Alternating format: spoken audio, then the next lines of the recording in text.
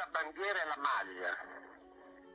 La bandiera è il simbolo, è quello che si rappresenta, perché se no ogni anno dovremmo cambiare sempre la bandiera.